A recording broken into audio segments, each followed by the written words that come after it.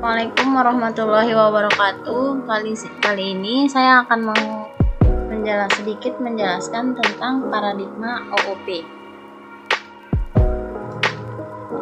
Nah, di sini saya akan menjelaskan tentang pembuatan kelas.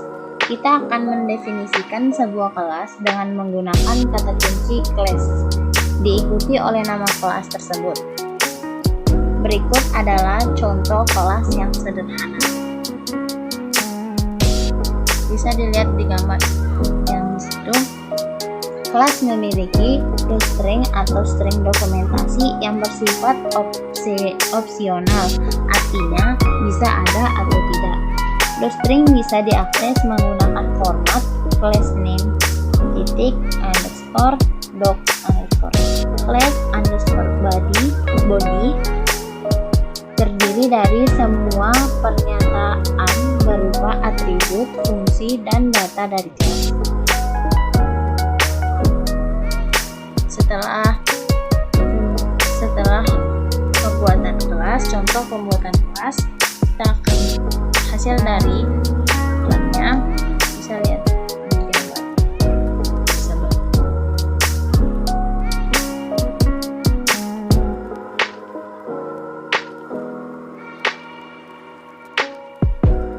Kemudian mengubah atribut objek.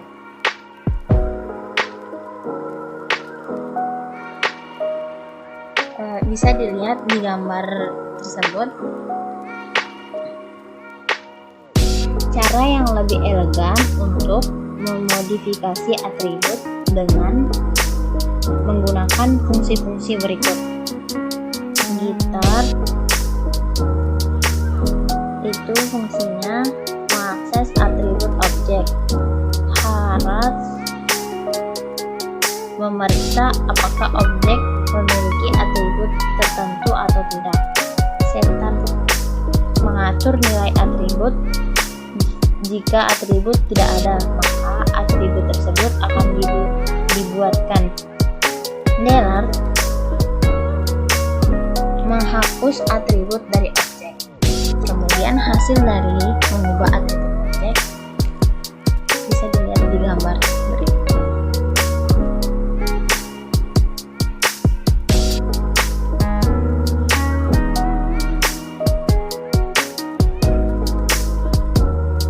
Kemudian menambah atribut objek bisa dilihat di gambarnya.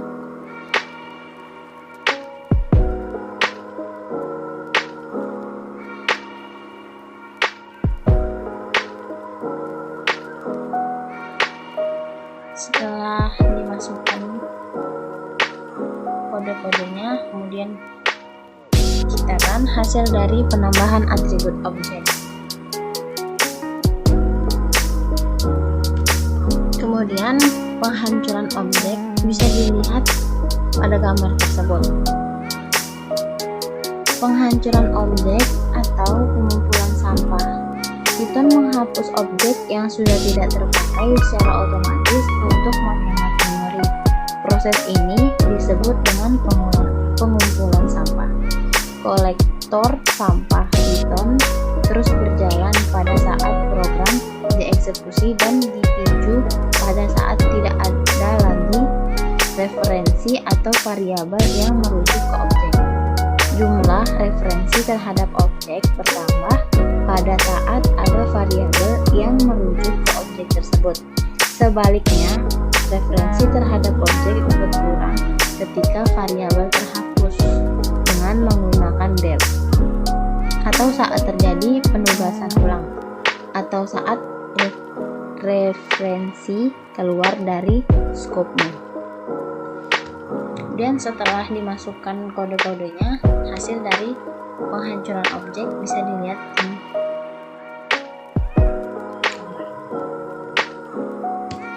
kemudian pewarisan inheritansi kelas. Bisa dilihat kode-kodenya pada gambar. Kita bisa menurunkan karakteristik sebuah kelas ke kelas baru dibandingkan dengan membuat kelas baru dari awal. Turunannya disebut kelas yang mewariskan disebut kelas induk. Kelas anak mewarisi atribut dari kelas induk, dan kita bisa menggunakan atribut tersebut seolah atribut itu didefinisikan juga di dalam kelas anak. Kelas anak juga bisa menimpa data dan metode dari induknya dengan data dan metodenya sendiri. Satu kelas anak bisa mewarisi karakteristik dari satu atau beberapa kelas induk. Kemudian hasil dari pewarisan inheritasi kelas bisa lihat di. Kemudian lanjut ke metode overriding. Metode overriding itu bisa dilihat contoh di gambar bagaimana kita bisa mengabaikan metode yang dari induk dan mendefinisikan sendiri metode dengan nama yang sama di kelas anak, dan yang dijalankan adalah metode yang ada di kelas anak.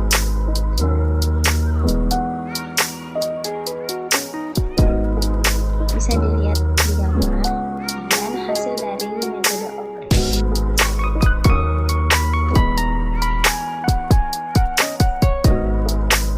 Kemudian lanjut ke overloading operator. Misalkan kita membuat sebuah kelas vektor untuk menunjukkan vektor dua dimensi. Apa yang terjadi bila kita menggunakan tanda plus untuk menjumlahkan keduanya? Kita bisa mendefinisikan metode _add_ dalam kelas kita untuk melakukan penjumlahan vektor, dan kemudian operator akan berfungsi sesuai kehendak kita. Mungkin contohnya bisa lihat di gambar. Kemudian hasil dari contoh overriding operator bisa dilihat. Kemudian menyembunyikan data.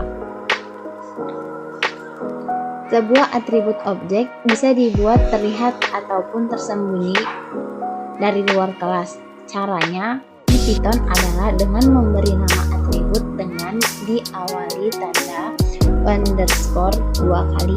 Dengan begitu atribut tersebut tidak akan dapat tampak dari luar kelas.